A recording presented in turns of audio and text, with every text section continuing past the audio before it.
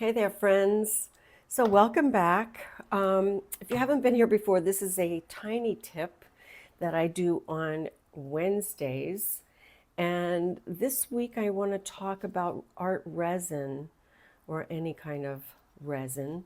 I prefer to use the ArtResin brand. I think it's a little bit safer. So this, as you can see, now you can see right outside my window. This is a nice glossy finish that we're going to talk about. It's a resin finish, and believe it or not, this was a highly textured piece of artwork that now looks a little bit flat, but I still think it has a beautiful finish. It's on a wood panel, as you can see.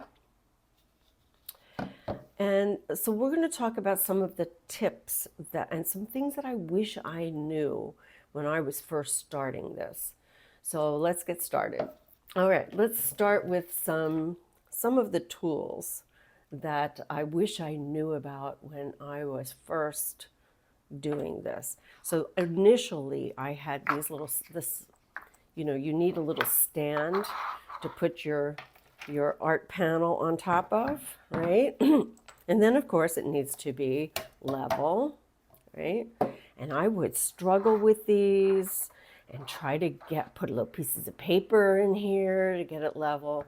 And I was in my art studio, which the floor wasn't exactly level. The building's over 100 years old. You know, it was a mess. I mean, these are nice and inexpensive, and you can even get them at Lowe's in the paint department. But I discovered these.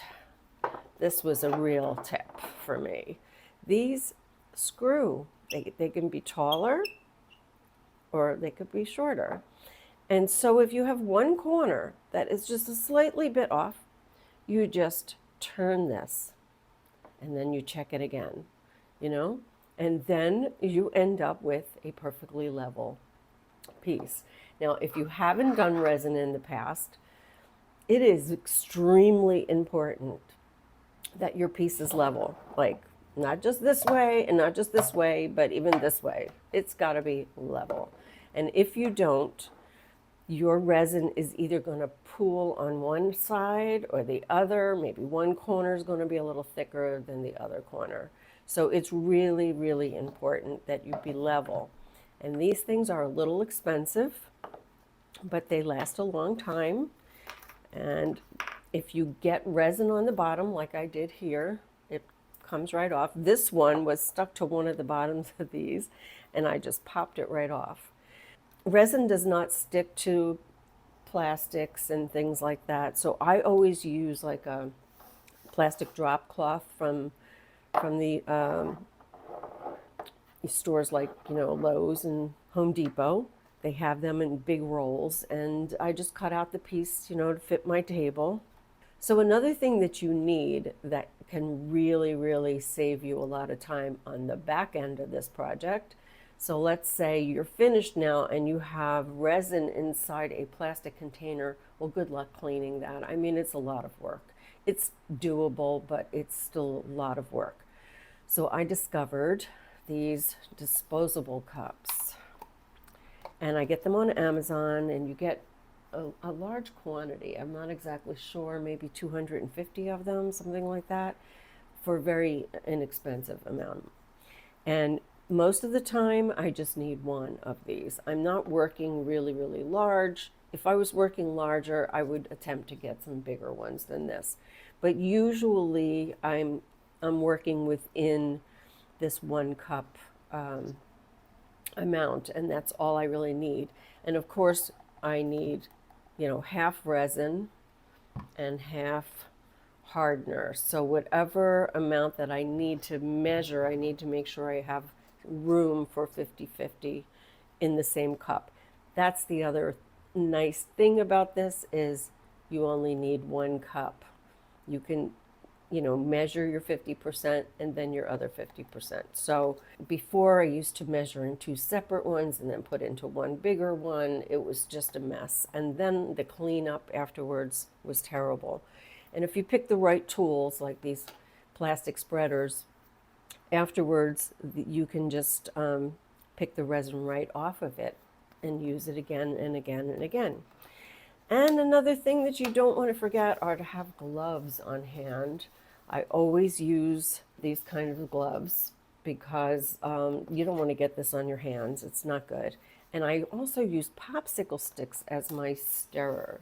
You know, don't stir too aggressively or you'll make a lot of bubbles. But I find that if I stir like smoothly in one direction over and over again, that I get fewer bubbles. Now, speaking of bubbles, you're going to need a torch. I don't have one here right now. So a torch blows out the bubbles. So you are going to have to torch any bubbles that you get. So torching sounds scary, but it doesn't have to be. Once you do it the first time, you know, you'll realize it's just not as scary as you think it is. But there are two different kinds of torches, and ArtResin does make a torch. It's like a small little butane bottle, probably a little bit safer, but I still prefer the big bottle of butane along with a big nozzle. Works faster, I can cover a larger area quicker, and it does seem to work better. So a couple of other things to remember. When you're mixing your resin, mix it for 3 minutes. I always set a timer. You really want to make sure that it's completely mixed. When you first pour it in, it's going to look a little milky, like cloudy. And then as you stir, yes, you're going to get bubbles, but they're going to be, your entire mixture is going to look a little more clear. And so you know that you're doing a good job. Keep scraping down the edges with your popsicle stick. You know, just keep scraping the edges as you're stirring. And but do it for 3 minutes. If you do it for 3 minutes, you most likely will really get a good result. Now, once you've mixed it, if you're using the ArtResin brand, which I prefer, this brand, you have 45 minutes once it's mixed to work with. So you don't have to be rushed. I used to use one from Lowe's, and I felt like I had to work fast, and that made me panic, and I would not do a good job because I was in a panic state. So I have 45 minutes, which is plenty of time to work, to not only pour, but to spread, all of that, 45 minutes. You want to cover it and protect it from any kind of dust that might fall. You want to be in as close to a dust-free environment as you can, maybe a room where people are not going to be walking around, or definitely if you have a ceiling fan, turn it off. Turn off the ceiling fan. That's an absolute must. I had a ceiling fan right over my desk over on at my studio, and I always had to remember to turn that off. And then once you've finished, carefully cover it with a very clean box, like either a brand new box. I like to use a plexiglass box that I could put a lid on, make sure the inside always stays clean. And I would use that same box over and over again to protect my resin. And I would leave it to dry overnight. So like 24 hours later, it would be, you know, hard to the finish, but it's still not fully cured. 78 hours to fully cure.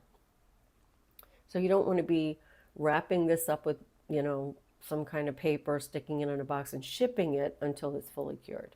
So thank you for stopping by. I hope these tips, especially the cups, if you buy nothing else, buy these cups. They are a time saver, super time saver. I will leave all the links below and make it easy for you to get started with ArtResin. Take care. See you next time. Don't forget, create, inspire, and share. Bye-bye.